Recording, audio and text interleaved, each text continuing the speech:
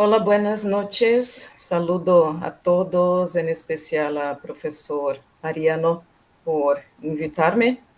Es un placer poder compartir algunas ideas con ustedes.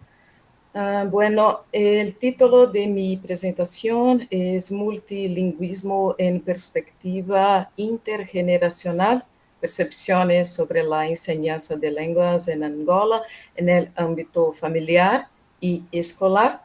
Mi nombre es Adriana y yo soy profesora en la Universidad Federal de Bahía.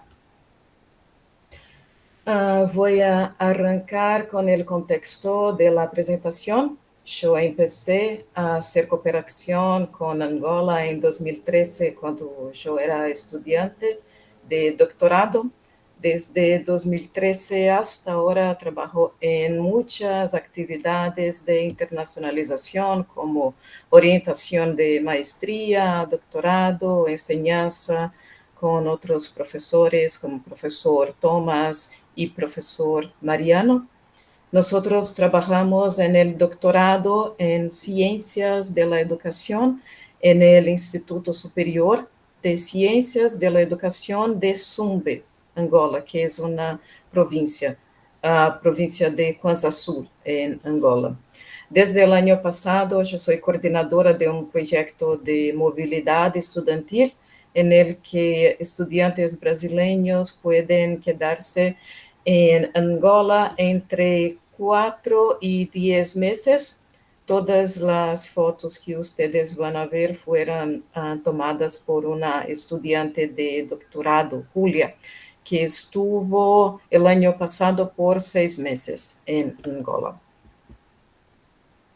Bien, teniendo en cuenta mi experiencia en Angola, en esa presentación, mi objetivo es problematizar las transformaciones por las que ha atravesado Angola en lo que respecta a la transmisión y enseñanza de lenguas desde una perspectiva intergeneracional. Yo he organizado esta charla en 3 partes. La primera es acerca de las lenguas en Angola. La segunda es el análisis de un fragmento de una tesis de doctorado. Y por fin yo voy a presentar un análisis de una entrevista con una directora de una escuela. Bien, bueno, sobre las lenguas en Angola es importante decir que el multilingüismo es una de las características del país, al igual que en otros países del continente africano. Actualmente en su territorio coexisten lenguas de origen africano, europeo y asiático, debido a fatores sociohistóricos relacionados con las migraciones, la colonización y diferentes tipos de desplazamientos. Las lenguas africanas habladas en Angola son de origen banto y khoisan, y son lenguas maternas para la mayoría de los angoleños, especialmente en las zonas suburbanas y rurales. La mayoría de estas lenguas son internacionales y este es un punto muy importante, ya que además de hablarse en Angola, también se hablan en varios países que comparten fronteras con Angola. Aquí es muy importante señalar que las fronteras lingüísticas son distintas de las fronteras políticas determinadas en la Conferencia de Berlín. Si considerarmos las fuentes oficiales, encontramos la siguiente información en el sitio del gobierno de Angola. El portugués es la lengua oficial, además de diversas lenguas nacionales, dialectos, siendo las más habladas Kikongo, Kimbundo, Chokwe, Mbundo, Mbunda, Kwanyama, Nyaneca, Fiote, Ganguela. De esta breve exposición oficial, chamamos la atención sobre la definición, entre paréntesis, de las lenguas nacionales como dialectos, sin explicitar qué se entiende por tal o cuáles serían las diferencias con respecto a las lenguas. Según los datos del último censo realizado en Angola en 2014, el portugués es hablado por más de la mitad de la población, es decir, 71%, con mayor predominancia en zonas urbanas, donde el 85% de la población habla portugués, mientras que solo 49% lo hacen en las zonas rurales. Según los datos organizados a la continuación, las lenguas más habladas en Angola son las que muestran en el gráfico: Umbundo, Kikondo, Kinkongo, Kimbundo, Chokwe, Gneka y las otras. Dicho gráfico corresponde a las respuestas del censo más reciente a la única pregunta que abordó la cuestión lingüística, a saber, ¿qué lenguas hablas en casa? Consideramos que esta pregunta resulta insuficiente para comprender la complejidad lingüística del país, dado que hablar una lengua en casa no abarca aspectos relacionados con el nivel de competencia, los contactos que se establecen por medio del idioma, los demás usos de una comunidad, si todos los miembros hablan esa lengua o no, entre otros factores. En una sociedad en la que el dominio del portugués era uno de los requisitos básicos para las posibilidades de movilidad social, declarar que en casa se habla portugués tampoco representa necesariamente un retrato lingüístico suficientemente preciso. Bien, el primer fragmento que destacamos para el análisis es de una doctoranda en Ciencias de la Educación, orientada por el profesor Mariano y por mí, hablante de Umbundo, y que busca investigar las posibilidades de una enseñanza multilingüe. En este fragmento, ella registra cómo se dio el contacto lingüístico con el seno de su familia, pasando por las relaciones con sus padres y abuelos, para comprender mejor. En términos de momentos históricos, es necesario tener en cuenta que los hechos relatados por ella se sitúan en el periodo posterior a la independencia de Angola, en 1975, cuando hasta entonces las lenguas nacionales estaban prohibidas. Su infancia, por lo tanto, tuvo lugar justo después de los movimientos de independencia de Angola. Yo voy a proceder con la lectura de su relato. Bien, con respecto a mi experiencia personal, debo decir que nací y crecí en un contexto familiar ovimbundo, donde el bilingüismo formaba parte de la rutina diaria en la convivencia con mi abuela fallecida. Mientras mis padres iban a trabajar, mis hermanos y yo quedábamos al cuidado de ella. Ella no hablaba portugués y toda nuestra comunicación se daba de la siguiente manera: ella nos hablaba en umbundo y nosotros le respondíamos en portugués. Esa era nuestra rutina y de forma natural ella empezó a comprender las palabras que decíamos en portugués y nosotros entendíamos las palabras que ella decía en umbundo. Poco a poco nos fuimos adaptando a la lengua umbundo y ella a la lengua portuguesa.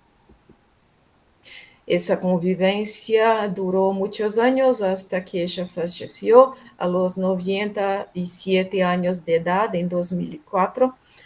Lo que ocurre es que entiendo la mayoría de las palabras en umbundo, pero tengo algunas dificultades para hablarlo. Parte de eso tiene que ver con mi padre, que en aquel entonces no nos permitía hablar un mundo con mi abuela. A veces se enfadaba con ella diciendo, no enseñes la lengua de los negros a mis hijos. Sin embargo, solo teníamos libertad cuando él no estaba en casa, cuando iba a trabajar. Bueno, acá tenemos algunos aspectos centrales. En términos de relaciones familiares, se percibe la coexistencia dentro de una misma familia de personas con diferentes niveles y repertorios lingüísticos. La abuela, sin acceso a la educación formal en su juventud y vida adulta, hablante de un mundo y no hablante de portugués, aunque capaz de comprenderlo. El hijo de la abuela, hablante de portugués y de un mundo, con acceso a la educación formal, en la que no se permitía el uso de otras lenguas que no fueran en portugués hablante de un mundo solo en contextos familiares y privados con los mayores, sin establecer una relación con sus propios hijos a través de su lengua. Y la nieta, hablante del portugués como lengua materna, con acceso al sistema escolar, mediado exclusivamente por la enseñanza de lengua portuguesa, a quien sus padres no le permitían comunicarse en un mundo, usando esta lengua únicamente con su abuela en momentos específicos. El retrato de esta dinámica familiar, recordada y contada décadas después, refleja también la dinámica política del país, que se manifestaba incluso dentro de las propias familias, no por decisiones individuales, sino por movimientos sociales que indicaban a las personas qué caminos seguir para que sus hijos tuvieran mayores oportunidades de ascenso social. Si la lengua presente en el sistema educativo y capaz de garantizar mejores condiciones laborales era el portugués, cualquier forma de contacto con las lenguas nacionales era considerada perjudicial para el pleno desarrollo lingüístico. Cabe señalar que esta visión tomaba como referencia de prestigio el portugués proveniente de Portugal, sin considerar, por lo tanto, las variaciones como características comunes a todas las lenguas. Bueno, sí. Pasemos ahora al segundo fragmento. Se trata de una entrevista realizada a una directora de una escuela pública de enseñanza general. Ella es licenciada en pedagogía de 55 años, con 13 años en ese cargo y 33 años de experiencia en el área de educación. Al ser preguntada por la investigadora sobre cómo la escuela ha estado tratando las lenguas nacionales, la directora recurre a su experiencia familiar. Voy a leer el fragmento ahora. Yo, por ejemplo, hablo porque mi madre adoptiva era más blanca que yo, pero hablaba muy bien. Tanto es assim que em casa, quando dou órdenes a mis hijos, me gusta hacerlo en lengua umbundo. Por ejemplo, si quiero pedir agua, digo, nena ou vava, traeme água. Ozema, harina de maíz.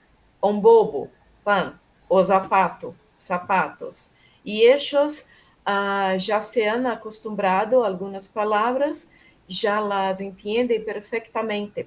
Es más, últimamente mi nieto me sorprendió. Venía de la escuela y de repente me pidió agua, diciendo, ovava. Y cuando yo reaccioné sorprendida, él dijo, abuela, la profesora nos enseñó. y dijo que practicáramos. Yo, de hecho, me puse muy feliz al saber que la profesora trabaja las lenguas de Angola con sus alumnos. Es un fragmento de 2024, este fragmento. Algunos aspectos centrales. Se trata de un relato que no puede generalizarse, pero que nos ofrece buenas evidencias para reflexionar sobre las transformaciones que vienen ocurriendo en el ámbito escolar y familiar en Angola. Lenguas que antes eran regaladas por el sistema educativo han empezado a ganar espacio y a convertirse en objeto de investigación en centros de estudios educativos y lingüísticos y en Angola. Quando uma niña ou um niño intenta poner em prática em seu hogar lo que está aprendiendo en la escuela, se tiene una evidencia bastante significativa de que mucho ha cambiado en términos de investigación académica, formación docente y práctica pedagógica en aula. Si tenemos en cuenta que muitos de los professores que hoje devem trabalhar com as línguas nacionais ao ensinar português ou outras assignaturas foram, em seu momento, impedidos de usar essas mesmas línguas durante sua formação, podemos vislumbrar alguns de los desafios que se apresentam atualmente em Angola. Algumas conclusões. Passadas 5 décadas desde a independência de Angola, o país ha venido trabalhando para garantizar o direito efetivo à educação mediante políticas de formação docente, acesso às escolas, a construção de estratégias para uma enseñança de qualidade. Dadas as dificuldades herdadas por el processo de colonização e a intensa desigualdade socioeconômica existente, as ações educativas se distribuem de forma muito desigual entre as províncias. A isto se suma o hecho de que a diversidade etnolingüística exige estratégias específicas para atender adequadamente a cada região e província. En este contexto, la implementación de estrategias multilingües en la enseñanza emerge como una posibilidad ya presente en algunas localidades, aunque aún no se ha extendido de forma generalizada en todo el país. Al analizar los datos, buscamos evidenciar que, aunque queda mucho por hacer dentro de las instituciones angoleñas para construir los modelos educativos deseados, en las últimas décadas ya se han producido transformaciones significativas con profundas implicaciones en las dinámicas familiares. Si en relato sobre la década de 80 del siglo XX, la transmisión del idioma Ubuntu ocurría casi como un acto de subversión frente a las prohibiciones impuestas por el gobierno y replicadas en el interior de las familias. En la situación contemporánea resulta sorprendente y casi admirable que sea la propia escuela la que incentive a los niños a usar la lengua en casa. En la convivencia intergeneracional se entrecruzan diferentes formas de promover las lenguas nacionales, influenciadas por las experiencias personales. Para quienes presenciaram situações de marginalização ou privação justificadas, entre outras razões, por la não assimilação à la cultura ou língua portuguesa, es comprensible el apego al portugués como vía de ascenso social, así como la percepción de las lenguas nacionales como obstáculos para un aprendizaje pleno. No es raro que muchas de estas personas estén hoy involucradas en el ámbito educativo y tengan que tomar decisiones sobre cómo abordar las lenguas en el contexto angoleño, considerando también la variación lingüística propia de cada una de ellas. En relación con los relatos presentados, cabe destacar que la nieta, cuyo aprendizaje fue interpelado por las prohibiciones del periodo colonial, actualmente busca estudiar estrategias de enseñanza multilingüe dentro de las escuelas, que de diferentes maneras permitan la plena inclusión de niños que sean hablantes de lenguas nacionales. Se trata de un ejemplo de cómo las restricciones sociohistóricas pueden ser transformadas a lo largo del tiempo.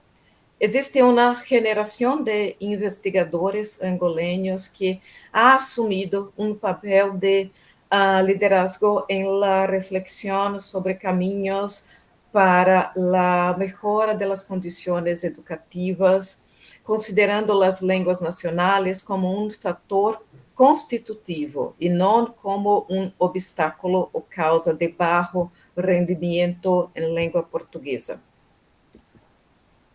Bien, yo termino mi presentación agradeciendo a la atención de ustedes. Las imágenes, como había dicho, son de una estudiante de la Universidad Federal de Bahía, Julia, y acá tengo la referencia. Muchas gracias. Muchas gracias, Adriana. Luego te hacemos preguntas, pero felicitaciones también. Y ahora le damos la palabra a Tomás. Gracias, Mariano. Un rato solo para arreglarme.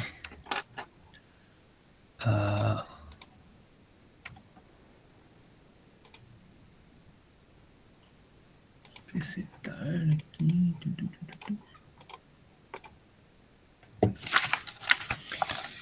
Ok.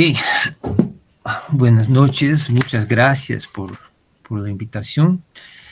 Quiero agradecer en la persona de Mariano a todo el personal de UNIPE que nos proporciona este momento de diálogo. También me quedo muy contento.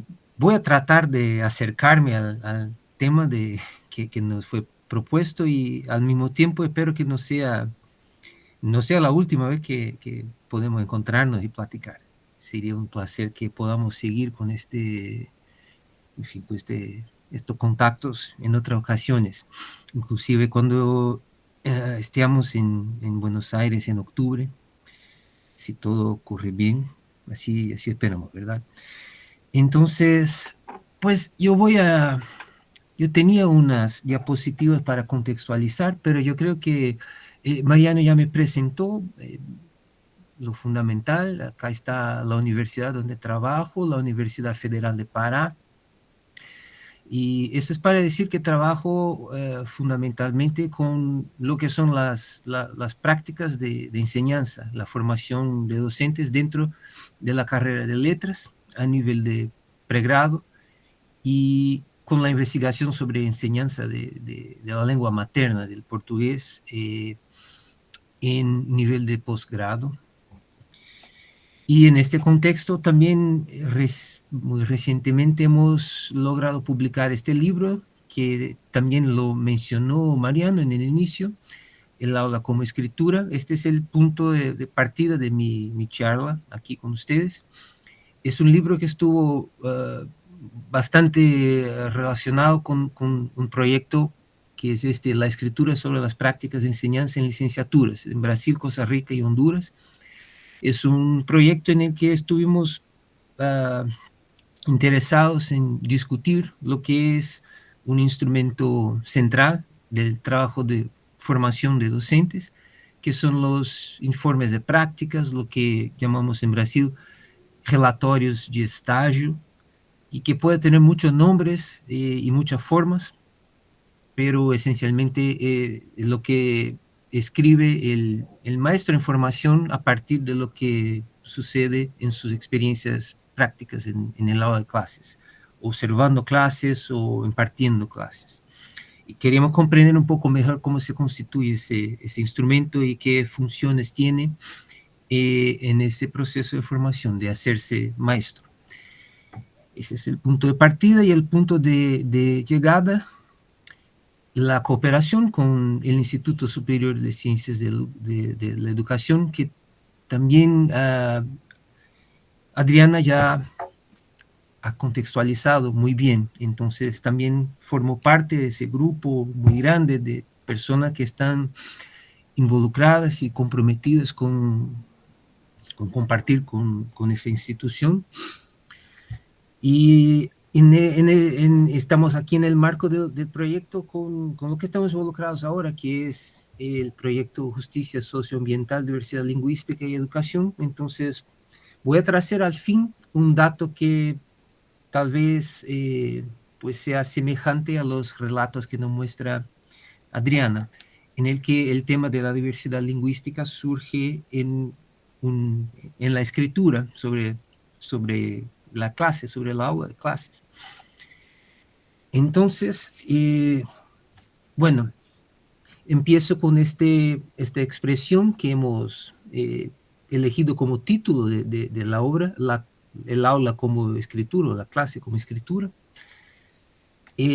comentando que tiene dos sentidos distintos. Es como un juego de palabras para nosotros.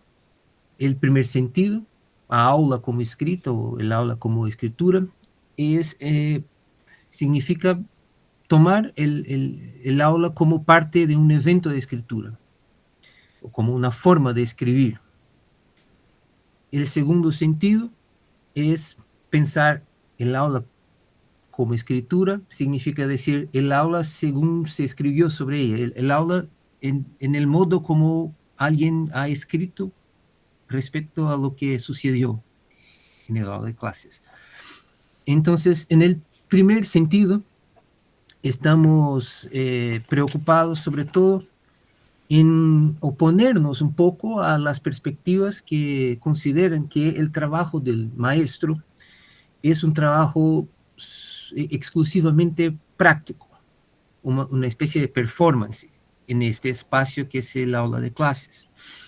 Y en esta perspectiva, entonces, toca al maestro nada más dominar el espacio del aula, las dinámicas de la clase, la relación con los alumnos, la disciplina, la motivación, o cosas como, por ejemplo, la dosificación temporal de los contenidos curriculares. Y solo eso. Es una perspectiva que tiene mucha fuerza en el campo de la didáctica y que, bueno, en mi opinión, en mi visión, replica hasta el día, hasta hoy, una metáfora de Comenio, que es la metáfora del maestro como un organista, alguien que toca el órgano, el instrumento musical. Entonces, decía él que en su perspectiva el maestro no necesitaba saber escribir música, bastaba que supiera cómo ejecutarla, ¿verdad? Entonces es una concepción que al enmarcar, al recalcar la dimensión, solamente la dimensión práctica de la actuación docente,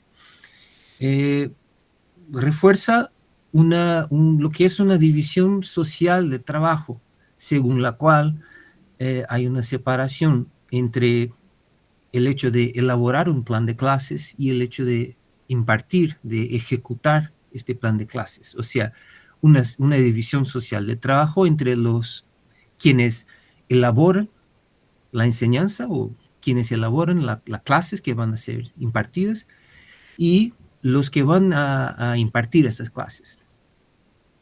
Entonces, desde nuestra perspectiva, lo que estamos planteando es que una clase que imparto yo es producto no solo de una performance, una actuación práctica, ¿verdad?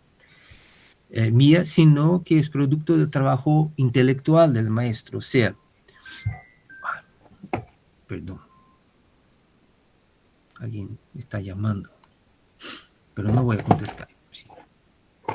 Entonces, bueno, básicamente estamos pensando que una clase empieza antes de que se ingrese al aula y termina después, porque hay un momento de preparación, hay un momento de toma de decisiones. Lo que queremos plantear básicamente es que la relación del maestro con la clase que imparte él tiene que ser una relación que tiene algo de autoral, algo como una relación de autor sobre lo que hace, sobre sus actos. Y significa, por ende, que le toca al profesor tomar decisiones no solo sobre cómo enseñar, cuál es el mejor modo de ejecutar esta partitura, sino también de qué cosas enseñar, qué contenidos enseñar y para qué enseñarlos, ¿verdad? Entonces, de nuestra perspectiva, a contrario de lo que plantea la metáfora de Comenio, que no basta ser un buen organista, habría que ser también un poco compositor, ¿verdad? Entonces, ese es el primer sentido de el aula como escritura, y en el segundo sentido estamos reconociendo, por otro lado, que el aula de clases es un tema sobre el cual se dicen cosas, ¿verdad? Es un objeto de discursos. Y los discursos, como sabemos, son objeto de disputas de ejercicio de relaciones de poder. O sea que lo que uno dice sobre lo que sucede en una aula de clases no es cualquier cosa, no es aleatorio, no es por casualidad, pero que hay ciertas cosas que pueden ser dichas y ciertas cosas que no pueden ser dichas. Hay ciertos modos de construir los discursos sobre lo que es una aula de clases, y otros están interdictados, no se puede hablar de ciertos modos.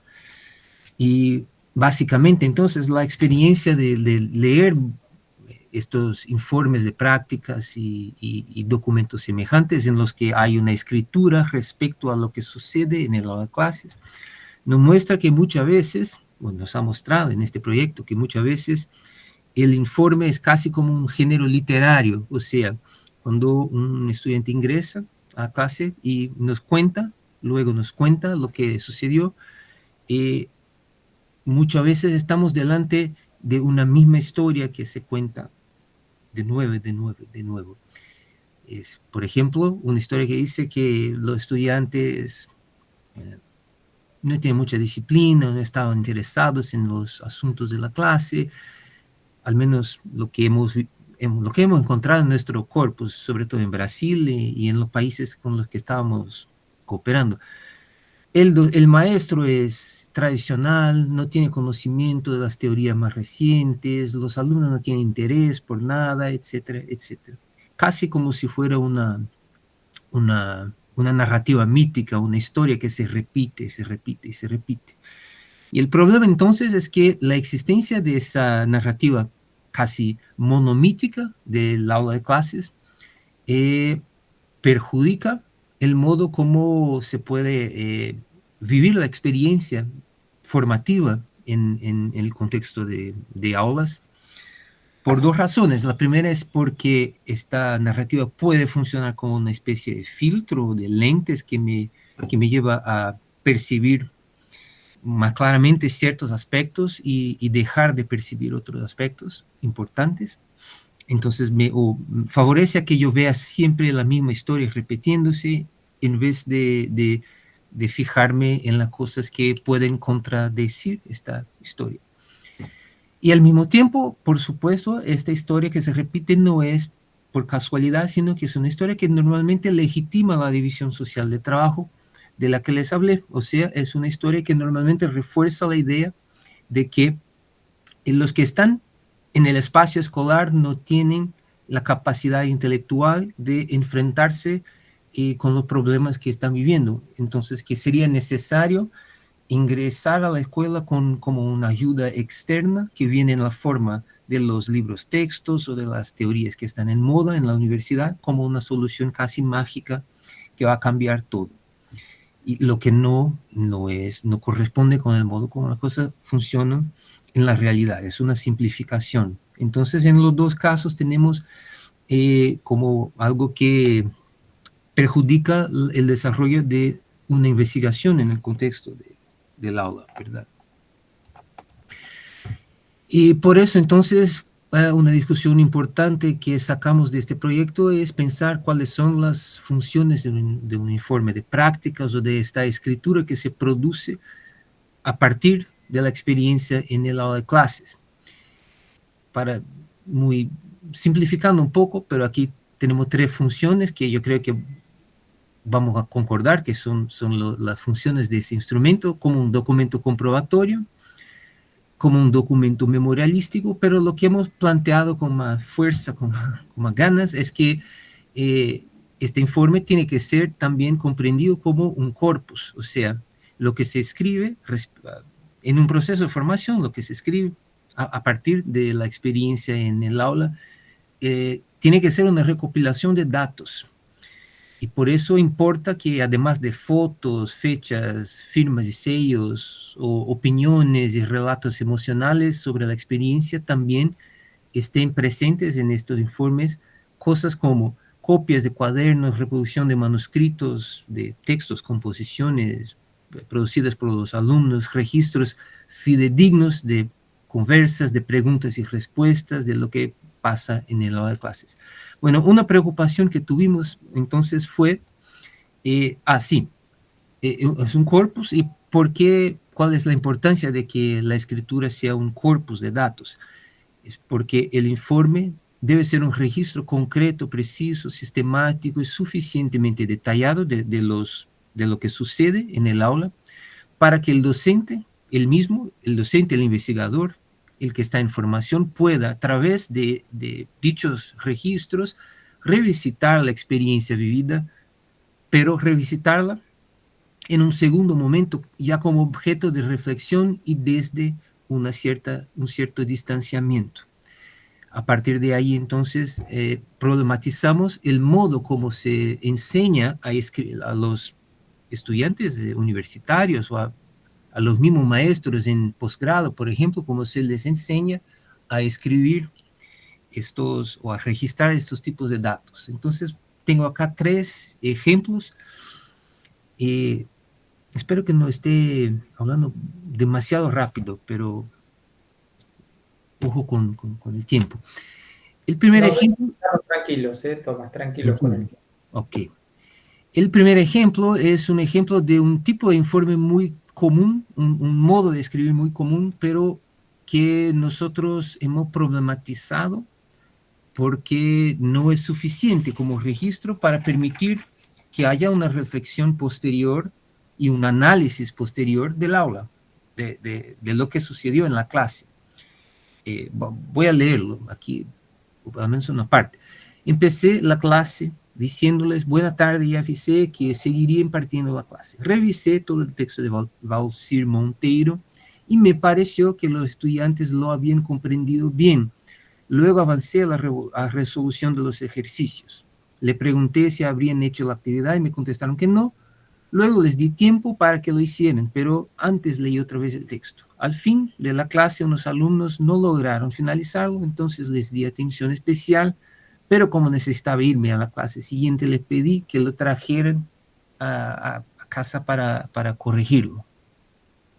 Entonces, es un ejemplo, como dije, que consideramos insuficiente como registro del aula de clases, porque del modo como fue escrito, no es posible llevar adelante una reflexión sobre cualquier aspecto específico de esta clase.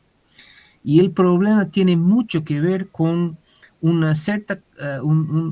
ciertas palabras o expresiones, las que están en negrita, algunas de las cuales están en negrita, que en algún momento llamamos de palabras vicarias. Son palabras, expresiones que sustituyen una información que está ausente en el relato. Entonces, por ejemplo, el verbo revisar, en revisé todo el texto, no describe una acción concreta del docente. No nos enseña, no nos dice o no nos muestra qué actos ha realizado este docente sobre este texto de Valcir Monteiro, los cuales él nombra, él llama por el verbo revisar. O de igual modo, me pareció que los estudiantes lo habían comprendido bien. Me pareció es una expresión que no registra ningún indicio, ningún dato que hubiera llevado este practicante a llegar a esta conclusión. O el mismo adverbio bien tampoco nos explica qué cosa sería considerada por este docente una buena comprensión de este texto en particular. La resolución de los ejercicios, la palabra ejercicios aparece en lugar de la transcripción de dichos ejercicios, de tal modo que nada sabemos sobre estos ejercicios. Y así por diante, ¿no? Entonces es un estilo demasiado generalista de registro, que al mismo tiempo nos parece muy, muy frecuente en el modo como se escribe, en la cultura misma de la formación docente, y que tiene la desventaja de que nos deja casi como que prisioneros de una visión impresionista de la clase, pero que no nos da elementos para llevar eso adelante. El segundo ejemplo es un ejemplo a contrario de lo que sería un registro más detallado y que nos permite hacer un análisis. Y este ya es un dato de por supuesto, este es un registro que hizo una estudiante de maestría y ya es parte de una tesis de maestría de una estudiante angoleña. Y dice ella, la profesora entró, saludó a los alumnos y les indicó que se sentaran. En una breve conversación les preguntó si habían aprovechado al máximo su semana libre y qué estaban haciendo específicamente. Miranda comentó que algunos profesores, por ejemplo, de geografía, historia e introducción al derecho, supervisan tareas y han estado leyendo y resolviendo algunas preguntas. Estas se han utilizado para la evaluación. ¿Y el contenido de portugués no es interesante?, preguntó la profesora, un poco molesta. El mismo alumno Miranda respondió, solo asignes una tarea pequeña y se resuelve rápidamente aquí en clase. Prácticamente solo abres tus cuadernos en la siguiente clase. Apenas tenemos mucho que estudiar en casa. Casi no tenemos nada que estudiar en casa, ¿eh? La profesora no reaccionó, simplemente dijo, vayamos a lo importante. Luego le pidió a un alumno que fuera a la pizarra y copiara el resumen, etc. Y sigue la misma clase. Después que todos terminaron su resumen, la maestra dijo, en la clase pasada hablamos sobre la formación y clasificación de palabras. Hoy leeremos el texto y lo analizaremos. Tienen 15 minutos, etcétera, etcétera. Una vez transcurrido el tiempo, eligió a 3 estudiantes para que leyeran en voz alta. El primero leyó Mauricia, luego a Maritelma y finalmente a Mujongo. Leíste bien, elogió la maestra. No lo señalaré, quiero que respondan la pregunta. Y así sigue el relato de clases. Entonces, primeramente es un ejemplo de un relatorio que contiene un registro mucho más detallado y que nos permite analizar, de hecho, tomar esta clase como un objeto de análisis por varios puntos de vista posibles. Voy a tomar un punto de vista que es analizar esta clase desde el punto de vista de cuáles son las funciones que asumen la maestra y los alumnos en cuanto interlocutores en un evento de lenguaje. Es una perspectiva que interesa para pensar un poco los problemas que se enfrentan pues, justamente con la didáctica, con el modo como la clase se desarrolla normalmente. De manera poco significativa, con poco envolvimiento, con los alumnos poco interesados, poco concentrados con los asuntos. Entonces podemos observar, por ejemplo, en este corto pasaje que hay dos eventos de interlocución muy distintos. Primeramente una plática más informal entre la maestra y los alumnos, y luego entonces una secuencia de comandos que forma parte de lo que es la clase. Esta plática inicial es interesante porque tiene un rumbo inesperado. Empieza con una interacción protocolar, la maestra pregunta qué han estado haciendo, pero un alumno le contesta de un modo que es un poco como que amenazador, porque compara la maestra con sus colegas, los maestros de otras materias, y es una comparación poco favorable a esta maestra, la de portugués. Porque como está diciendo frente al grupo todo, que ella sería menos exigente que los otros y por eso estudia menos a su materia que a la de los demás maestros, ¿verdad? Entonces, en este primer momento yo diría que y la maestra no contesta, ¿verdad? Hay algo ahí que no se puede resolver plenamente. Yo diría que en este momento, como interlocutores, la maestra y el alumno, Miranda, asumen sus papeles de forma plena, porque cambian entre ellos preguntas y respuestas de verdad. Son preguntas y respuestas cuya función es obtener informaciones. La profesora no sabía que los otros profesores, los otros maestros, les asignaban más deber de casa que ella, ¿verdad? Y eso la pone como en una situación un poco sencillo, ¿no? Pero para avanzar de ese punto en adelante, aquí, ¿no? Esta plática, que es una plática, es una conversa verdadera, se encierra con una frase, vayamos a lo importante, y luego lo que viene en secuencia es, son interacciones que pasan a desarrollarse dentro de un esquema que es ritualizado. Ya no tenemos pregunta y respuesta, sino que tenemos alguien que da un comando y alguien que obedece.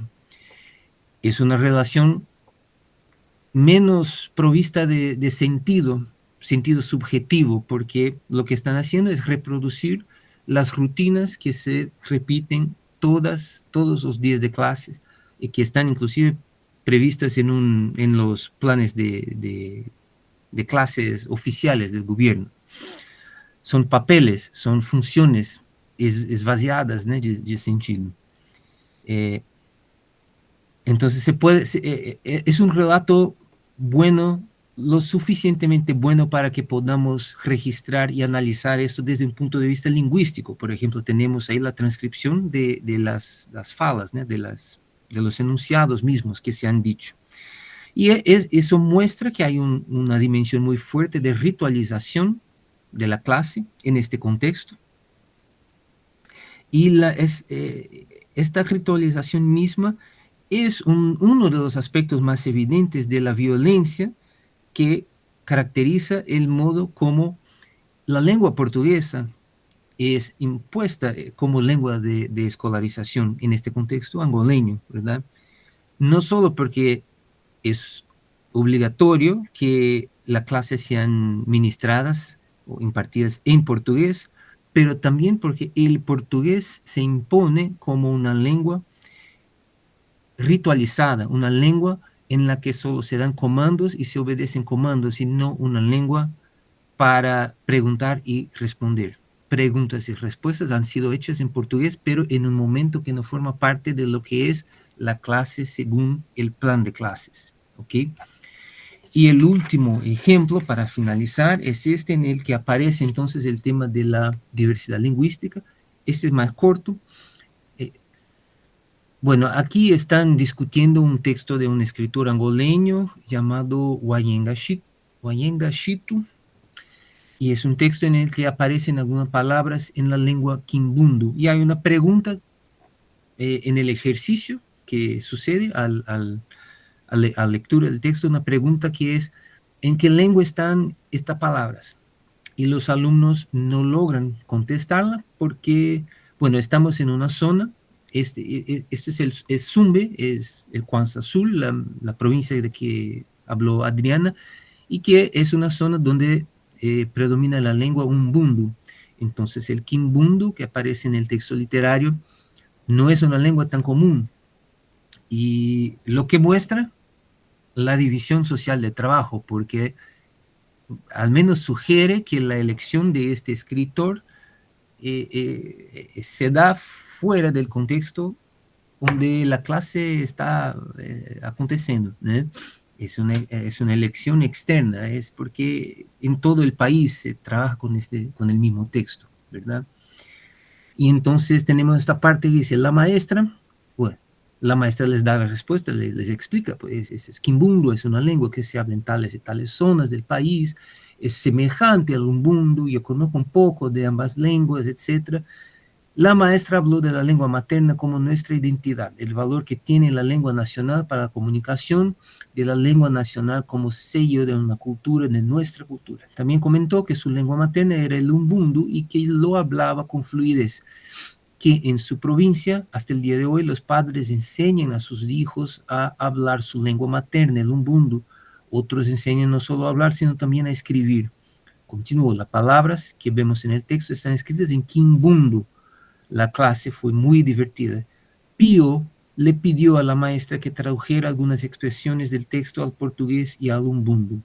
Entonces, aquí tenemos un momento semejante al anterior en el que, de manera imprevista, empieza una especie de una plática que no está prevista en el plan de clases y en la que lo que dice la profesora es, bueno, proviene no de los contenidos curriculares oficiales que están en el libro texto, sino de sus propios conocimientos como hablante de al menos 3 lenguas, Kimbundu, Umbundu y portugués, ¿verdad? Y lo que dice el alumno Pío, por ejemplo, cuando le pide que traduzca unas palabras del Kimbundu al Umbundu, no es obedecer a un comando, sino utilizar la lengua misma, en este caso el portugués, pero para hacer un pedido, para realizar un acto de lenguaje pleno, ¿verdad? Y luego entonces traduce, la maestra traduce la palabra de ese modo.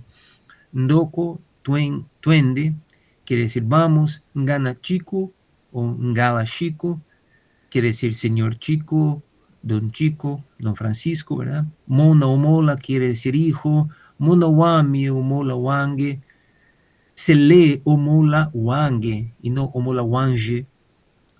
Es una observación de la maestra, y etcétera. Entonces, aquí tenemos un momento muy interesante en el que aparece el tema de la diversidad lingüística a partir de experiencias vividas por el sujeto, provocadas por un texto, pero también por un cierto grado de autonomía que han asumido los actores, aquí maestra y alumnos. Pero aquí no aparece en esta parte, pero en secuencia, luego la profesora dice algo muy semejante, dice, bueno, no tenemos tiempo para proseguir, tenemos que volver a la lección, porque en la siguiente clase tenemos que avanzar al próximo punto. Y entonces, de modo semejante, también por fuerza de lo que es el currículo nacional, este asunto se cierra y se vuelve entonces al guión, al roteiro, que estaba previamente dicho. Entonces, de aquí podemos sacar un análisis que me parece está basado en cosas concretas, en lo que podemos considerar como datos que nos permiten hacer una discusión a nivel de una investigación de lo que sucede en las clases. Es un buen registro y nos deja con otras cuestiones para resolver. Por ejemplo, cómo el docente podría, o qué cosas podríamos hacer para que el docente tenga mayor control del tiempo, para que estos asuntos como la diversidad lingüística no tengan que aparecer solo como un paréntesis en un proceso educativo que está todo dividido. Bueno, eso es lo que tenía para compartir con ustedes. Espero que hayan podido comprenderme bien. Gracias. Si hay tiempo, platicamos un poco. Bueno, quiero agradecer muchísimo a Adrián y Tomás. Ahora tenemos un tiempo para charlar, para comentar, pero quisiera yo también hacer algunos comentarios previos. Primero que dijeron que iban a sufrir con el español y al revés, hablan los dos perfecto español, lo cual me preocupa por mi portugués. No puede ser tan ruin con lo bien que ustedes han logrado hablar español. Tenía como dos reflexiones, dos ejes distintos. Voy a comenzar con Tomás, puede ser como un espacio de diálogo.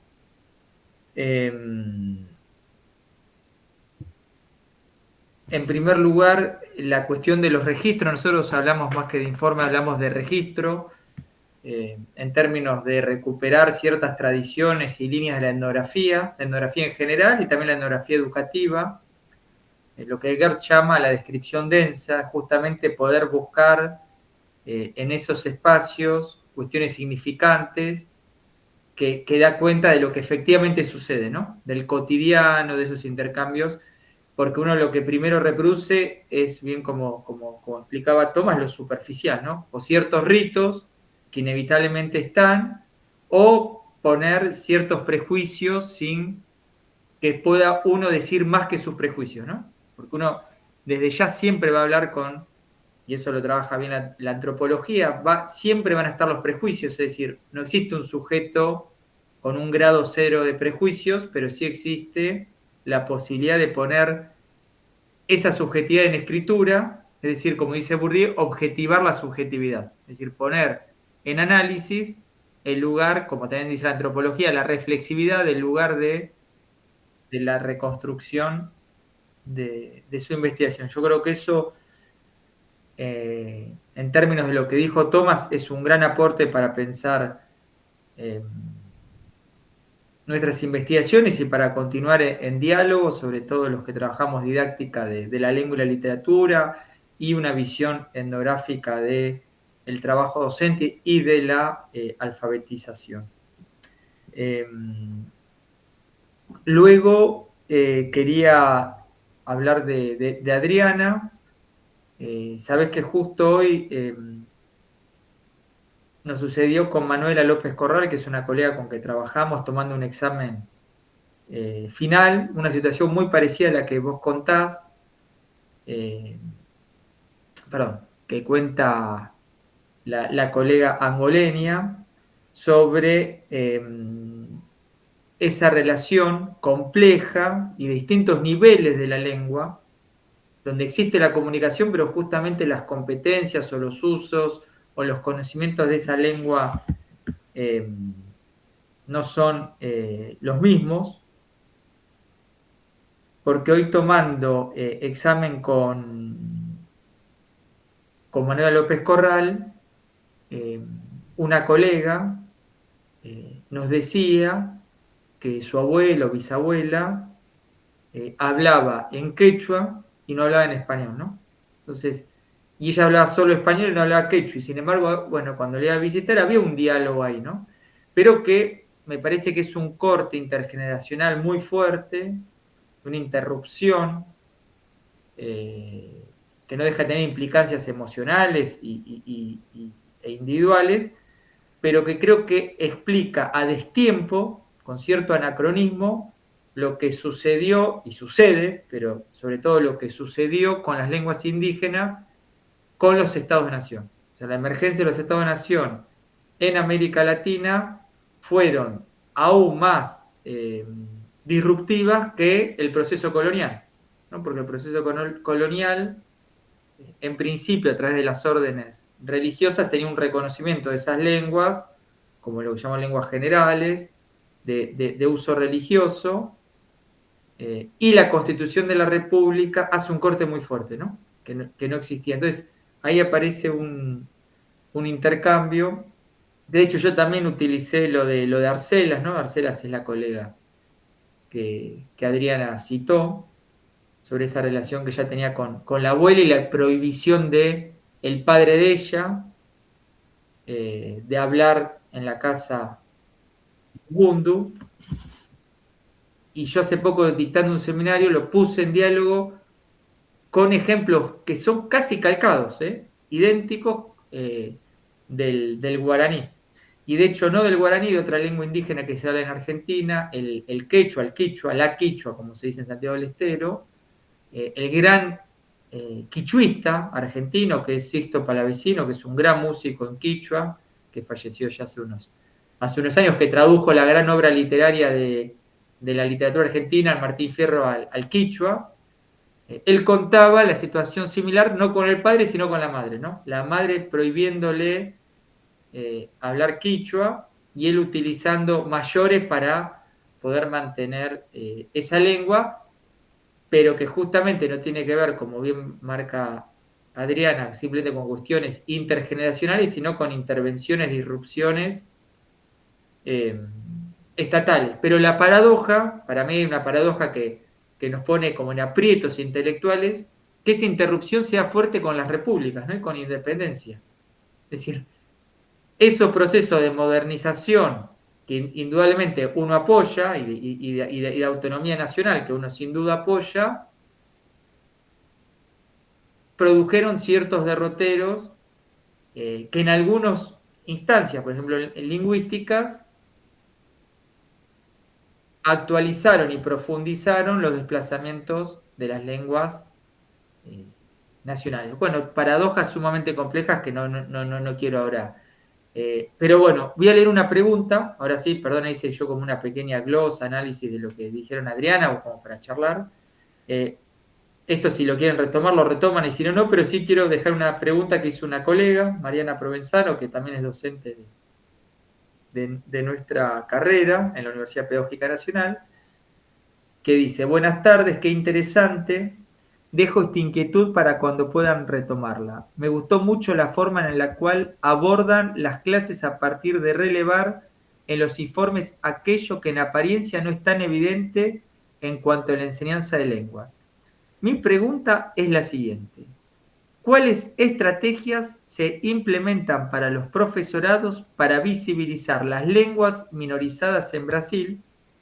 ¿Y cómo se daría el equilibrio entre la enseñanza del portugués y estas otras lenguas? Muchas gracias. Bueno, ahí yo mi comentario, dejo el de Mariana y tal vez algún otro colega luego quiere, o si alguno ya quiere interrumpirme y empezar a hablar desde ya, y si no, dejamos a los colegas. No sé, Matías, también tal vez tenés ganas de, ahí te veo. Matías es un colega también de la Universidad Pedagógica Nacional, que ha estado en la Universidad de San Pablo haciendo una estadía con Valdir, que es como un colega con que todos hemos trabajado. No sé, Matías, tal vez quería hacer un comentario. Hola, ¿cómo están? Hola Mariano, hola colegas. Bueno, en principio es un gusto poder escucharles, conocer un poco más de lo que están estudiando. Ya por parte de Mariano algo conocía, porque él nos ha ido comentando, compartimos espacio de trabajo, pero escucharlo exponer y hablar en español tan fluidamente también me gustó mucho, y reconocer que nuestras investigaciones sobre el trabajo docente tienen mucho en común. Yo, por mi parte, estoy retomando el trabajo con otros colegas de Brasil, porque estoy acompañando a una tesista que se llama Florencia Gómez Berna, y ella va a hacer una pasantía de investigación ahora en la Universidad de Pelotas. Así que ganó una beca, una bolsa para poder viajar, y va a estar compartiendo allá unos 6 meses en el trabajo con la educación de adultos. Y tanto lo que habló Tomás como lo que habló Adriana me parece que puede ser muy, muy interesante para ella también, así que les voy a recomendar después del contacto para que en todo caso tengan sus intercambios. Educación de adultos en contexto de bachilleratos populares, de organizaciones sociales o en barrios periféricos de la ciudad de La Plata, en donde también aparece mucho la lengua indígena. El tema de trabajo no es lengua indígena, pero aparece como un apartado de su investigación, de su tesis de licenciatura. Así que bueno, un placer escucharlo. No tengo ninguna consulta o pregunta, simplemente agradecerles y que seguiremos ahí en contacto durante el semestre.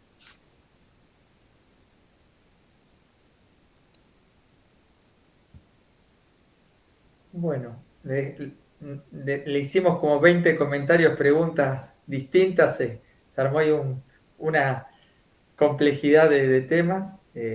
Ahí Marcela apareció, no sé Marcela si querés hacer un comentario, ya apareciste, Marcela Quintana, ella es profesora, maestra, ahora entiendo que tenés cargos jerárquicos, pero ha trabajado en una escuela rural de provincia de Buenos Aires, hace poco hizo su maestría en educación rural, que tuve la suerte de trabajar con ella, y en una situación que creo que también dialoga mucho con lo que dijo Adriana, porque es un contexto rural de provincia de Buenos Aires, donde se habla, algunos jóvenes, niños, tienen o bien el guaraní como lengua materna, o... Bueno, esto que dice Adriana, que para mí está muy bien, que me hizo pensar mucho, que son todos los niveles de una lengua, los distintos sedimentos, que es un entender, no entender, que es cierto léxico y cierto diálogo, que es también como puede sobrevivir una lengua en contextos de bombardeo simbólico, ¿no? Para decirlo. Que bueno, Marcela, te puse ahí, te subí al ring sin que me lo pidas, perdóname. Si querés comentar algo, aprovechamos que te vi.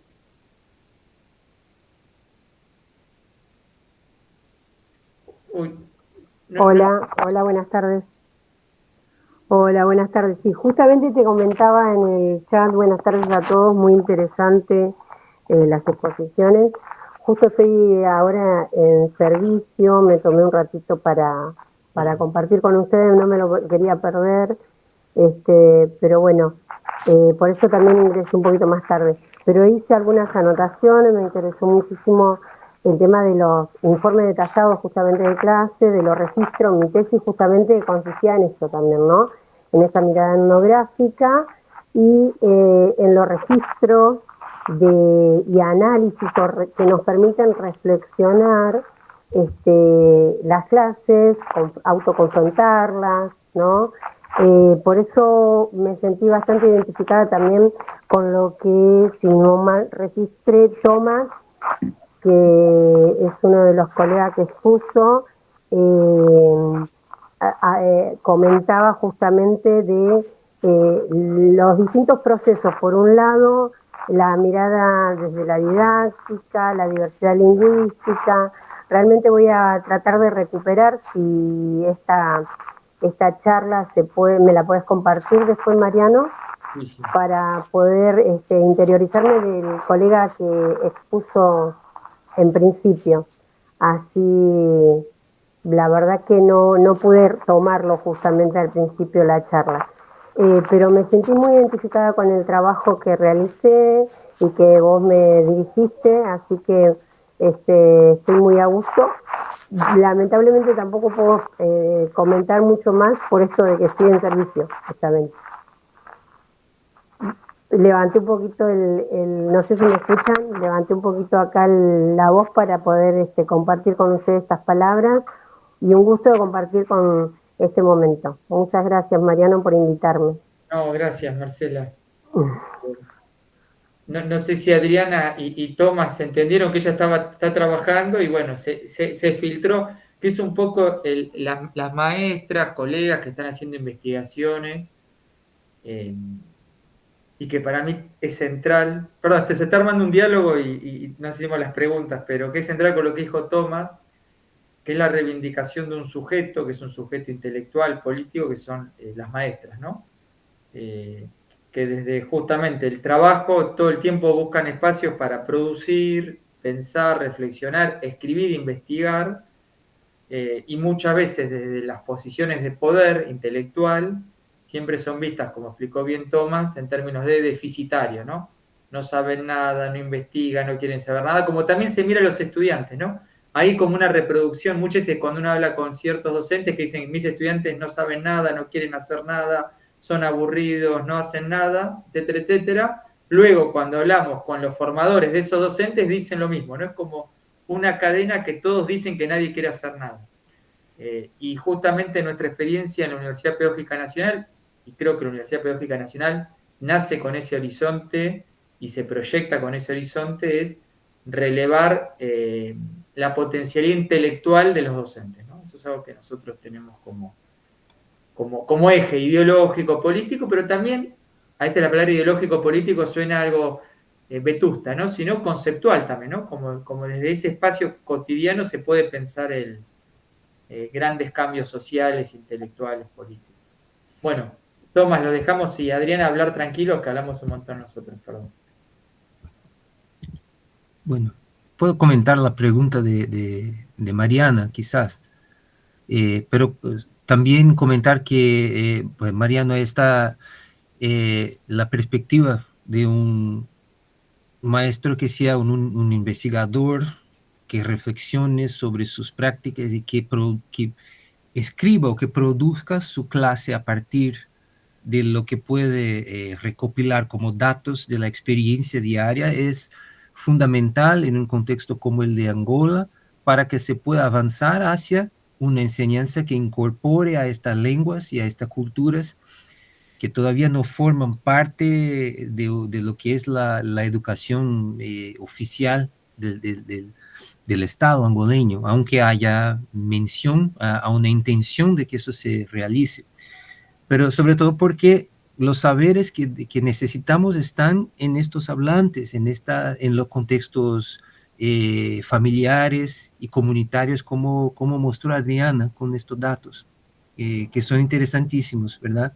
Entonces, me parece que es sumamente importante que el modo de entrada de estos saberes a la escuela tiene que ser a partir de lo que es comunitario y no de lo que viene ni mismo por la universidad, yo diría, o por el Estado, ¿verdad? Y hay mucha cosa, hay mucha riqueza ahí. Y bueno, y preguntó Mariana sobre la estrategia para visibilizar a las lenguas nacionales. Yo no tengo una respuesta tan buena para eso, yo creo, porque lo que puedo comentar es que yo diría que en el contexto donde yo trabajo en Belén, no estamos manejando, de hecho, la presencia de otras lenguas, sino que estamos en presencia de lo que es la variación de la misma lengua portuguesa. En el contexto de la ciudad, yo no conozco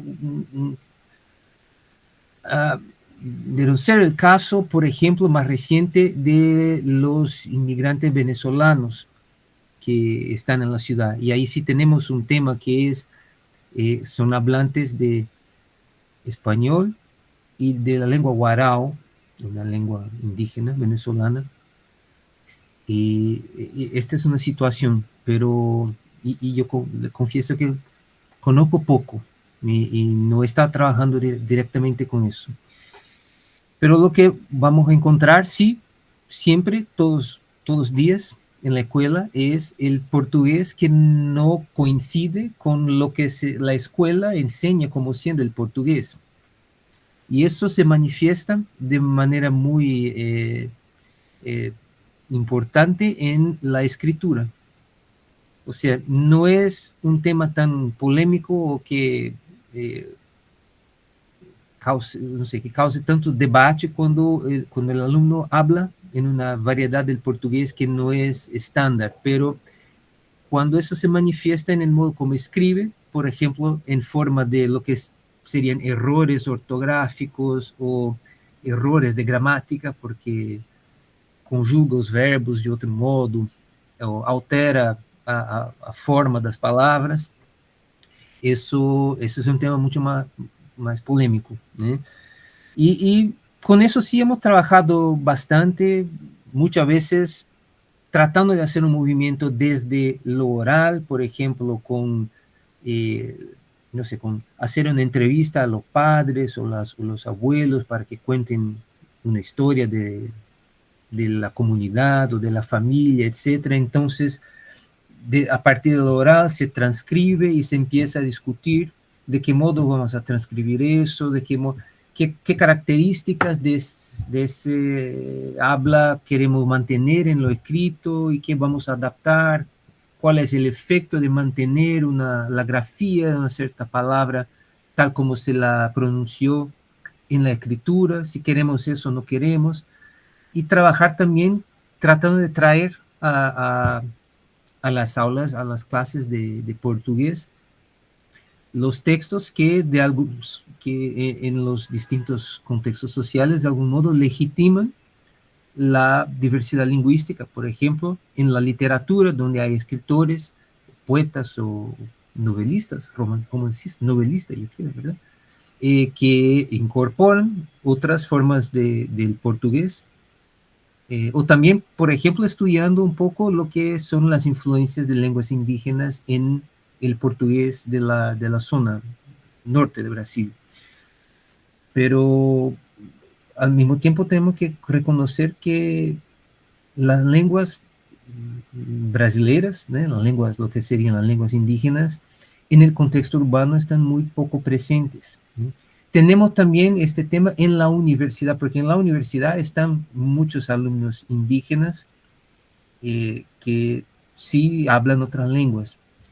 Y hay una asociación de estudiantes indígenas y nosotros conocemos muchas situaciones de dificultad e inclusive de discriminación que sufren estos estudiantes en la misma universidad, en las clases en la universidad. Y muchas veces justificada la discriminación por el tema de la lengua, pero sobre todo por el tema de la escritura. Entonces, porque no escribe el portugués estándar, entonces se dice que este alumno no conoce el portugués y muchas veces puede comunicarse perfectamente en portugués, pero si no escribe en la lengua estándar, entonces queda como con una pecha, como si se escribiera en la frente si no habla portugués. Es una marca muy fuerte, aunque no corresponde, porque puede comunicarse perfectamente en portugués solo al escribir. Y es un tema complejo. Y bueno, entonces, no sé, muy sencillamente yo diría que estamos por ahí en ese tema, en mi contexto. Y gracias por la pregunta. Gracias.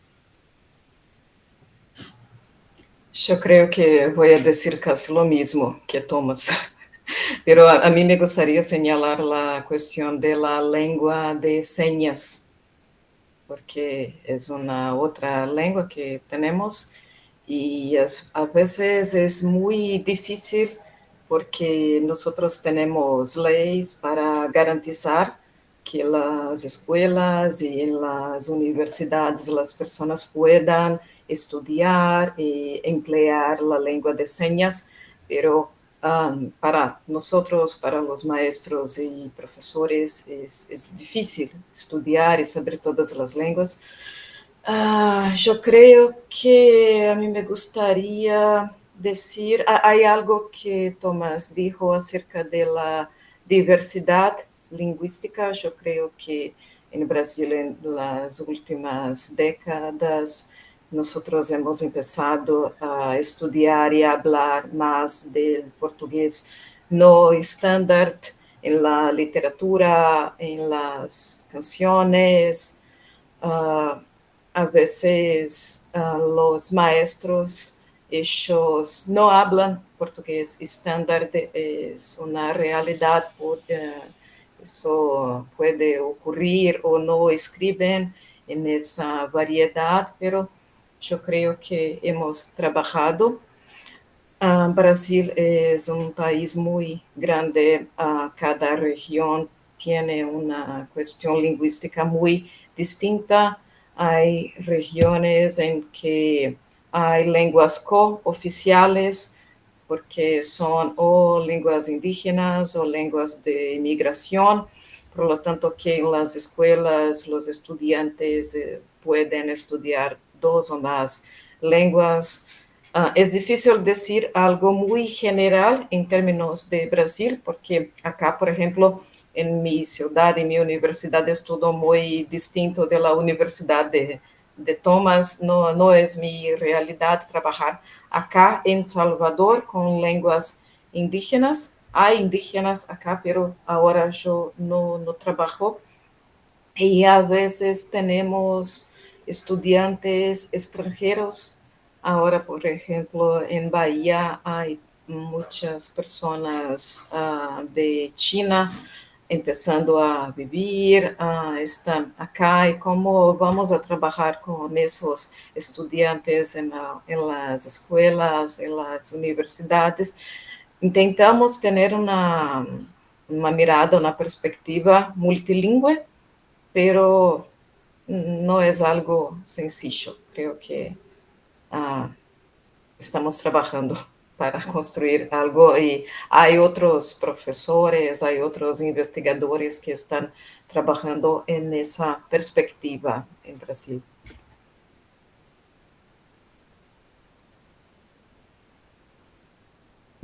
No sé si algún colega quiere hacer algún comentario, alguna pregunta. Si no, también podemos ir como cerrando, porque ya es 1 hora 40 de charla. Mejor que se queden con ganas de más, que sea demasiado largo. No, saben que los que me conocen puedo quedarme acá 4 horas charlando, pero también quiero agradecer que la mayoría de los colegas que estamos trabajando, hicimos un espacio. Tomás, que hizo un esfuerzo, sé que está pasando días intensos, y bueno, darse un espacio para esto, te agradezco, Tomás, y bueno, y Adriana, lo mismo. Vamos a volverlos a invitar, ¿no, Matías? Creo que es muy enriquecedor el encuentro con realidades, aunque parezca paradójico. A veces Brasil, que es un continente, ¿no?, pegado a nuestro país, lo conocemos poco y mal, inclusive teniendo, como sabrán, algunas ciudades de la Argentina, como Irigoyen, donde la lengua más hablada es el portuñol, ¿no? De hecho, hemos tenido algunas tesis sobre el portuñol, ¿no? Esta lengua híbrida que van haciendo entre el español y el portugués, que también tiene que ver con lo que decía Adriana, estos sedimentos, estas complejidades familiares donde de manera irresuelta se hablan distintas lenguas. Les agradezco nuevamente a todos los que participaron, y nos va a quedar como documento. Si querés cerrarlo, Matías, te dejo cerrarlo a vos, que así, sí, cerrarlo a vos, que ha sido... Tenés en este momento más magia que yo para cerrarlo. Y agradezco muchísimo a Adriana y a Tomás, y a todos los que están. Y dejo a Matías que cierre como colega de nuestra carrera, docente de nuestra carrera. Bueno, como un cierre también, si esto va a quedar, creo que va a quedar en YouTube, para después poder consultarlo también. Bueno, volver a insistir en que la universidad pedagógica es un proyecto político en el sentido más amplio y positivo de la palabra, que intenta recuperar el trabajo de este sujeto docente que ha sido por ahí invisibilizado, negativizado durante buena parte de las últimas décadas, y a la vez ayudar a que estos docentes, en el caso de nuestra carrera en Argentina, de todo el país, puedan sostener una formación universitaria que les permite luego formar a más gente, concursar cargo en los institutos, hacer proyectos de investigación, y de alguna manera valida un trabajo que ellos ya vienen haciendo de manera, por ahí, a veces muy caótica, desregulada, en los avatares de la política y la economía, laboralmente vaciada, con sueldos de miseria. Entonces, el reconocimiento para los docentes que conforman la carrera, para los que la sostienen entre turnos de trabajo, que están ahí apostando por el compromiso político de educar para la transformación. Una transformación que tiene mucho que ver con esa perspectiva que tienen en Brasil de la educación popular, de la formación docente territorial, y el reconocimiento de las lenguas indígenas y el necesario estudio de ellas. Así que bueno, no se me ocurre más que decir, pero insistir en plantar posición política contra las atrocidades que ocurren en el mundo, desde donde sabemos hacerlo, que es desde las aulas. Así que les agradezco e invitamos a toda la comunidad también a que revisen las páginas de UNIPE, las carreras, las propuestas de formación. La Semana UNIPE siempre intenta hacer esa pata de divulgación que bien estamos viendo por ahí en otras áreas de estudio en estos días en Argentina, con la oceanografía y la biología marina que se ha vuelto viral en redes. Aprovechamos también la oportunidad para mostrar los estudios educativos, las ciencias sociales y las ciencias humanas como parte de este enorme colectivo. Así que bueno, agradecimientos, gracias Mariano. Y ahí seguiremos, hay otras actividades esta semana y estaremos compartiendo. Abrazos, colegas. Muchas gracias. Muchas gracias. Fuerza. Un abrazo. Gracias. Chao.